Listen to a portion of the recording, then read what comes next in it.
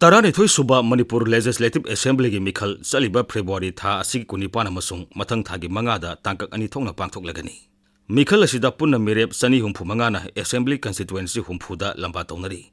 Mikhal asida mapungaina lamba tongnari ba Bharatiya Janata Party BJP, National People's Party NPP, Naga People's Front NPF, Indian National Congress INC amasung Janata Dol United JDU na singba tongan ba political party singna kariguma makhoida mikhalda mai paktuna lengak pairabadi miyamgi yaiphanabagi damak paikhitkani haiba thabak sing yawba mikhalgi wasakse manifesto sing puthoktuna miyamgi vote phangnaba honari. Political party sing amasung mirep singna makhoida mikhalda puthokliba manifesto sing ayamba thabakta mapung phana pangthokpa itheng thengnade. Miyamna su thoidokna lumna lawnadabagum oi. Amaromda Marxism nadi manifesto bu yawon ihu ama toromdai mangwenana miyamda yawon ihu adugi pandam khanganaba puthokpa propaganda document ni haina lumna lawi. Mikhal amada tongan ba political party singna puthorliba manifesto sing asi miyamna yamna lumna lopham thoi. Political party sing amasung mirep singna nauna puthorliba manifesto sing amasung mamangi mikhalgi manifesto sing animak kupna nainafam thoi.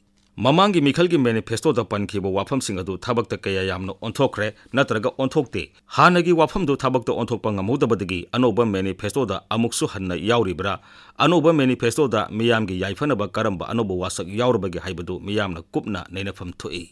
Asumna hanagi political party sing natraga hanasu mikhal thengnakraba mirep sing aduna makoigi manifesto da paliba sing aduda thajaba ngamdrabadi voter singna anoba afaba mirep singi maraktagi khwaidagi phaba amadi matik saba mirepu miyamgi mihut oina khanfam thoi. Aikhoina afaba miyoi ama miyamgi mihut oina khanba ngamlabadi afaba leingak ama lingduna leibak asi saukhatpa ngamgadoribani. Election gi model code of conduct political party singna oiroidaba amasung voter singbu lana lamjinggadaba wasak mikhal gi manifesto da hapa yaroi haiba thorang ama laukthokliba asidi mikhalbu taru tanan hanaba loinana democracy gi masak thoanabani haina lofam thoi. Political party amana miyam gi mafam da thabak ama pangthokani hairabadi madu matau karamna pangthokani oithok hanabagi lambi karino sel sangba thabak oiragana sangadoriba serfam adu kadai degi lakadagi haibadu mayek sengna pallu hairi. Mamang da pangthokiba mikhal kayada tongan ba political party singna pangthokani pangtholoi natraga pangthokpa ngamgani ngamloi khangdana makhoi gi mikhal gi manifesto singda wafam kaya pangthokani haina wasai adubu thabaktadi ion onthorakte adunani election commission na mikhal gi manifesto haibasi mirep amadi political party singna miyam da pangthokani natraga tawgani haina sakba wasakni panghai haijanba yaroi haibagi phirep ama loraklibasini. Mikhal gi manifesto bu thawaidriba candidate natraga political party sing asibu miyamna kupna nainafam thoi. Maraksida Mikhalgi manifesto sing regulate taunaba amasung maduda wasak libasing adu pangthok hannaba khongthang sing lokhonaba center amasung election commission da directive PBU haina BJP lusingba advocate Ashwini Kumar Upadhyay na public interest litigation PIL ama Supreme Court da thangalakre. Advocate Ashwini Kumar Dubey gi kuthang da thangalkiba PIL aduna political parties singi manifesto da makhoina wasak libasing pangthok taba tarabadi hariba party sing adugi registration kaknaba sakhang danaba amasung mikhal gi symbol phajanaba election commission da direction pibinaba su taksili. Center amasung election commission na political parties singi manifesto regulate taunaba khongthang sing lokhatkide. Election manifesto asi karigumba political party aduna mikhal da mai paklabadi hariba akaknaba pandam sing adu phangnabagi vision document amani.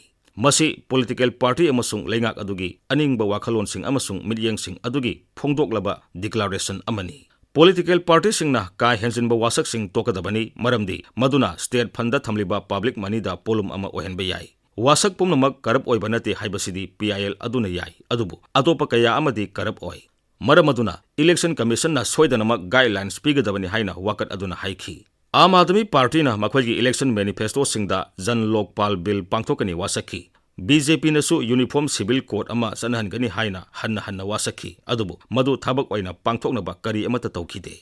Political party singi amasung makhoi election manifesto gi matang da regulate taunaba law amata center na semde natraga election commission na su guideline amata semde. Yamdrabada uniform civil code bill ama sanalu amasung matang lakpada madugi waroisin puraknaba parliamentary democracy gi mechanization gi thabak ohelu haina PIL aduna wayat pikhi. Election manifesto ama haibasi political party amagi governance agenda adu yengnaba inform division ama launaba voter singi thongnau amani. Vote piba haibasi transactional gi thabak amani party aduda voter aduna uriba transactional value adugi yumfamda vote ama hek thadabada karigumba hariba party aduna leingak semlabadi legal contract ama leire lobayai. Masi statutory ni amasung logi oina namduna sanhanba yai haibasi directive pibiyu amasung declare tobiyu haina PIL aduna haiki. Mikhalgi manifesto haibasi political party sing amadi mirep sing aduna makoina Mikhalda mai paktuna lengak pairabadi pangthokani haiba thabak singi wasakni. Thajaba asida miyamna pamjaba party adu khalaga vote piribani masibu lengak paikhraga thabakto onthorktaba haibasi miyamgi thajaba manghanbani miyambu namthak tobani asoba maralni. Adubu Mikhalda mai pakraba mihut aduna Mikhalgi manifesto da yauriba sing adu thabakta onthoktarbasu sahi mangagi matungda pangthokpa Mikhalda mahakpu lauthaba natana karisu toba ngamde. Aduna handak Supreme Court lagliba wakat asi yamna matang sai haina lopam thoi.